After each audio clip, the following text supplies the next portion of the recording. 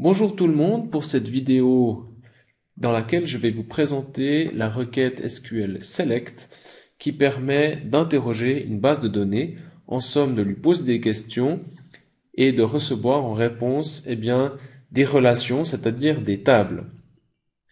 À la fin de cette vidéo, vous devriez savoir et être capable d'afficher une table. Vous devriez être capable d'opérer le produit cartésien entre deux tables. Par exemple, si l'on reprend la base de données banque, vous devriez pouvoir calculer le produit cartésien client croix possession. Vous devriez pouvoir faire une sélection sur une table. Donc, par exemple, select avec une condition, voire plusieurs conditions sur une table. Évidemment ou également, vous devriez pouvoir faire une projection, donc prendre la projection avec les colonnes sur lesquelles on projette d'une table. Évidemment, quand je parle d'une table ici, ça peut être le résultat d'une requête également, puisque vous savez que dans le modèle relationnel, le résultat d'une requête est une table. Vous devriez également être capable de combiner le produit cartésien, la sélection et la projection. Alors, je commence par vous montrer comment afficher le contenu d'une table. On utilise donc l'instruction SQL Select. Cette instruction SQL Select comporte une clause from. Et évidemment, si je dis Select from, ici, on va mettre des noms de tables. Alors, par exemple, on va mettre table 1, table 2, etc. séparés par des virgules. Si l'on veut simplement afficher le contenu d'une seule table, de la table qui s'appelle table, ça pourrait être la table client par exemple, on va afficher le contenu de la table client, on met select, ici il faut mettre une petite étoile, un astérisque, pour indiquer que l'on veut afficher toutes les colonnes. Évidemment, il n'est pas nécessaire de mettre cette requête SQL sur plusieurs lignes, on aurait pu la mettre sur une seule ligne.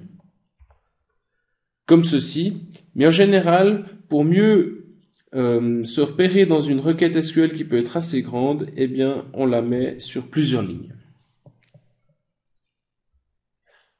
Alors, nous allons tout de suite tester cette requête SQL et je vous invite à aller sur sqlfidel.com/dièse.5/FAEB5.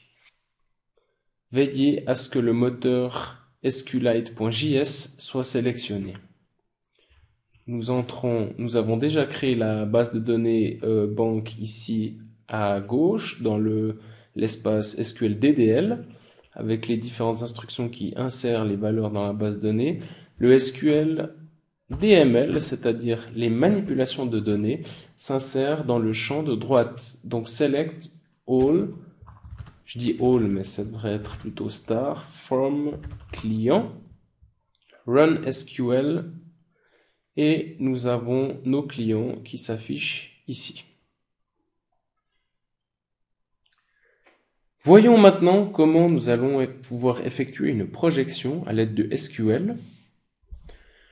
Nous commençons par effectuer une projection de la table client sur ces deux colonnes nom et prénom afin d'obtenir le nom et le prénom de chaque client. Nous reprenons la requête SQL précédente. Et la projection va en fait s'effectuer à l'aide de ce que l'on rajoute directement après le select. En fait, en affichant la table complète avant, on a déjà fait une projection, mais sur l'ensemble des colonnes de la table.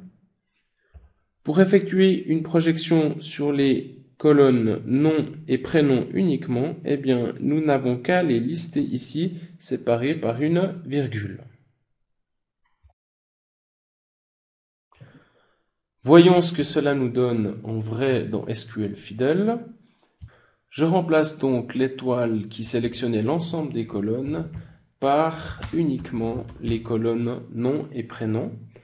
run SQL, et cette fois-ci, nous voyons qu'uniquement les colonnes nom et prénom apparaissent dans le résultat. Elles apparaissent dans l'ordre dans lequel les colonnes sont spécifiées ici. Si on intervertit, eh bien, elles seront également interverties dans le résultat final. Lorsqu'on fait une projection, on aime en général indiquer avant le nom de la colonne la table dont il s'agit. Donc on met le nom de la table, point le nom de la colonne. Ceci permet d'éviter les ambiguïtés si plusieurs tables possèdent des colonnes qui portent le même nom, comme ceci. Et donc on modifie simplement le SQL en conséquence en mettant select client.nom client.prénom comme ceci. Dans SQL Fidel, on rajoute donc le nom de la table avant la colonne. Client.nom, client.prénom, run SQL. Ça ne change par contre rien ici au nom. Il ne va pas écrire client.nom dans la colonne. Si l'on veut qu'il écrive client.nom dans la colonne, c'est possible en utilisant la clause as. Alors on va par exemple mettre as client.nom, et puis ici, en général on met une petite indentation pour montrer que as client.prénom. L'indentation permet de faciliter la lecture de la requête SQL. Et maintenant, il rajoute le nom des tables. C'est ce que l'on spécifie ici. J'aurais même pu mettre prénom, donc avec des accents par exemple. Voilà. Nous avons donc vu qu'il est possible de modifier l'entête du nom, l'entête des colonnes dans le résultat à l'aide de la clause as, ce qui permet par exemple d'afficher un texte plus joli que client.nom dans le tableau final. Nous verrons également plus tard que cette instruction ou clause as a une importance capitale dans certaines situations, notamment lorsque une colonne revient plusieurs fois dans le résultat final. Voyons maintenant comment effectuer une sélection sur une table ou une relation. Donc en algèbre relationnelle, ceci se note avec un sigma. Ici, on va mettre une condition. Par exemple, on aimerait que le numéro de client soit supérieur à 3. Donc le numéro de client, on fait une sélection sur la table client. Évidemment, on peut aussi opérer une sélection sur une relation qui est le résultat d'une autre requête comme un produit cartésien. Pour l'instant, nous considérons que nous allons afficher toutes les colonnes de la table. Donc select, star, from, ça vous connaissez, client, parce qu'on est en train d'afficher la table client. Et la sélection s'indique dans une clause where. Where, et puis nous rajoutons la condition. Donc pour spécifier la condition que j'ai encadrée en orange, nous mettons simplement ici client.numéro de client est plus grand ou égal. Attention, on ne peut pas simplement écrire 3 comme ça en SQL, il faut mettre ce 3 entre guillemets, parce qu'il s'agit d'une valeur, qu'elle soit un nombre entier ou une chaîne de caractères, on met les valeurs entre apostrophes. Voici donc ce que l'on a dans SQL Fidel, select star from client, where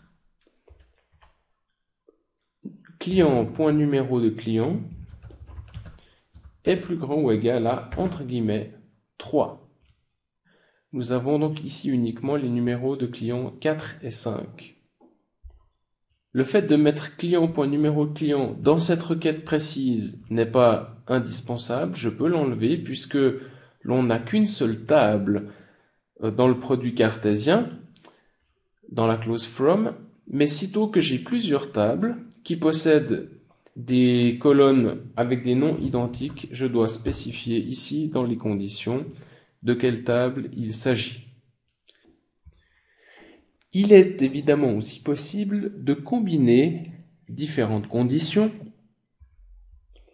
Par exemple, si l'on veut sélectionner les enregistrements pour lesquels client.nom égale Honegger et client.prénom égale Arthur, je vous rappelle que ce petit chapeau ici, c'est en fait le et logique. D'accord? Et logique. Et puis le ou logique, c'est un chapeau à l'envers.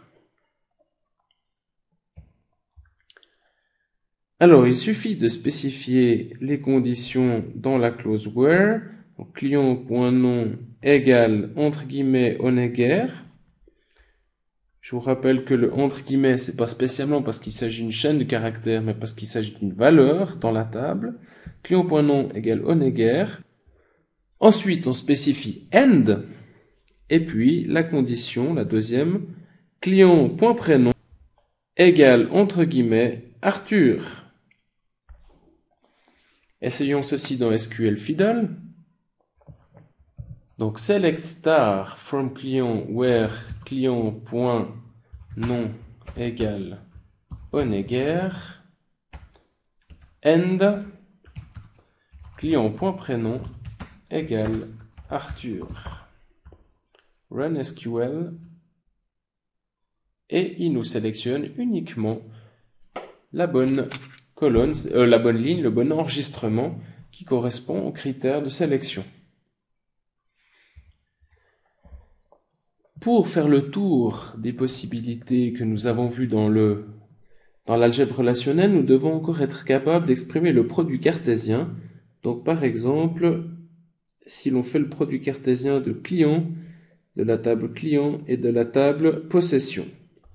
Alors, en SQL, je vous l'ai déjà dit un tout petit peu, le produit cartésien se spécifie dans la clause from.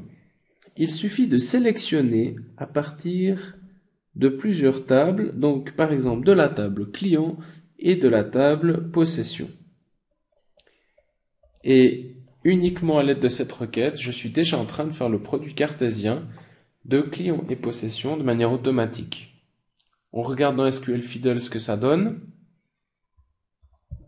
Donc je spécifie dans la clause from, client et possession, run SQL, et vous voyez en principe 5 colonnes avec le produit cartésien, c'est-à-dire chaque client, par exemple ici Turing Alan, est combiné avec toutes les lignes de la table possession qui se retrouvent ici à côté. Nous avons déjà vu cela lorsque nous traitions de l'algèbre relationnelle. Remarquez que si vous utilisez le moteur WebSQL au lieu de SQL.js, vous ne verrez en principe pas les deux dernières colonnes. Donc il faut utiliser le moteur SQL.js. Vous voyez ici qu'il y a deux colonnes numéro client. Pour savoir à quelle table appartient chacune de ces colonnes, eh bien, il faut, au lieu d'utiliser l'étoile, utiliser select et tout spécifier de manière explicite. Select client.noClient as client.noClient. Je vous rappelle que ceci est ce qui est affiché dans l'entête de la colonne, etc. pour chaque colonne. Si je fais run SQL, alors voilà, vous voyez qu'en indiquant les noms de colonnes, on sait que ceci c'est la colonne numéro de client de la table client et ceci la table numéro client de la colonne numéro de client de la table possession. Je vous fais remarquer qu'afin de simplifier un peu les requêtes, il est possible de donner un nom aux tables depuis lesquelles on sélectionne, donc de les renommer.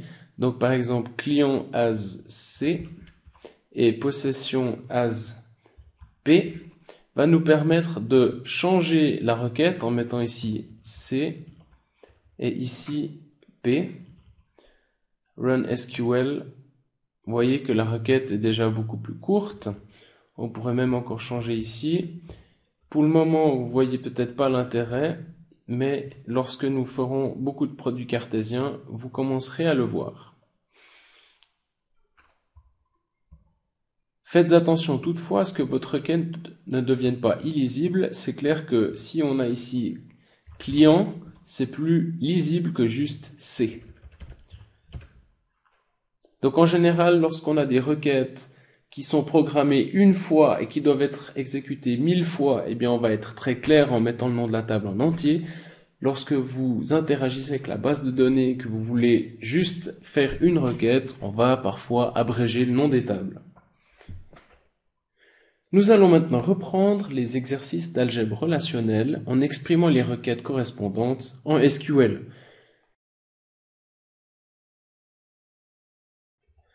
Dans le premier exercice, 1A, nous cherchions les numéros de compte que possède Arthur Honegger. Il faut donc toujours avoir le schéma relationnel sous les yeux et voir que l'on doit s'intéresser à la table client et à la table possession. Nous avons déjà discuté cela dans le cadre de l'algèbre relationnelle. La requête d'algèbre relationnelle était ceci et nous allons exprimer cette requête maintenant en SQL. Donc cela commençait par un produit cartésien de la table client avec la table possession et ensuite nous faisions une sélection avec plusieurs conditions sur cette table. Finalement, nous faisions une projection sur la colonne numéro de compte pour ne garder que cette information dans le résultat final. Nous prenons donc cette requête d'algèbre relationnelle que nous allons transformer en SQL. Donc, commençons par le select. Nous indiquons les colonnes que nous voulons garder dans le résultat final. Donc, la projection. Ici, c'est uniquement possession.numéro de compte. Ensuite, le produit cartésien s'indique dans la clause from. Alors, from, eh bien, nous avons ici la table client que nous appellerons C et la table possession que nous appellerons P. Et ensuite, toutes les conditions de sélection. Donc, premièrement, la condition de jointure des tables. Donc, tout ceci va être mis dans la clause where. Donc, la première condition. Donc, C.noClient égale P.noClient. En utilisant C pour client, la table client et P pour la table possession. Ensuite, on combine avec les deux autres conditions à l'aide de l'opérateur logique AND. Donc, C.nom égale Honegger. AND C.prénom égale Arthur. On regarde ce que cela nous donne dans SQL Fiddle. Voici donc notre requête. J'ai renommé les tables clients avec uniquement leur initiale en majuscule, si possible, pour distinguer les noms des tables, les noms des champs de manière plus facile, plus aisée. Run SQL. Oups. Alors en regardant bien, on voit que l'erreur vient d'ici. J'ai oublié le égal. Run SQL. Et cette fois-ci, j'ai oublié l'apostrophe. Run SQL. Et ceci nous donne maintenant bien les numéros de compte qui appartiennent à Arthur Honegger. Si on veut s'en convaincre, on peut sélectionner encore, enfin projeter plutôt, sur les colonnes client.nom et puis client.prénom. Voilà, ce sont donc bien les numéros de compte d'Arthur Honegger. Je termine la vidéo en revenant au tout début. Vous savez donc maintenant afficher le contenu d'une table, opérer le produit cartésien entre deux tables, ceci se fait dans la clause from du select, faire une sélection, ceci se fait dans la clause where avec les différentes conditions, une projection, c'est la liste des tables que l'on indique directement après le mot select, Et toutes ces trois opérations de l'algèbre relationnelle peuvent aisément se combiner dans une seule instruction SQL select.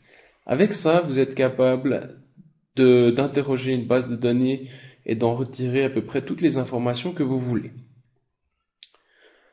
Je ne vais pas vous cacher que dans cette vidéo, je ne vous ai présenté que la pointe de l'iceberg de cette instruction select. Si vous consultez la documentation, vous verrez que cette instruction permet encore notamment de trier les résultats avec la clause order by. Elle permet aussi de regrouper différentes lignes qui ont certaines informations en commun. Ceci se fait à l'aide de la clause group by, en indiquant des colonnes par lesquelles il faut grouper les résultats. Et il est possible aussi, sur la base des résultats renvoyés par l'instruction select, d'appliquer ce qu'on appelle des fonctions d'agrégation. Donc tout simplement, par exemple, faire la somme ou la moyenne ou ce genre de choses d'une colonne parmi tous les résultats renvoyés par l'instruction select. Je vous montre ça dans une autre vidéo. Alors je vous remercie pour votre attention et puis on se retrouve dans une prochaine vidéo. En attendant, vous aurez quelques exercices pour pratiquer cette instruction select.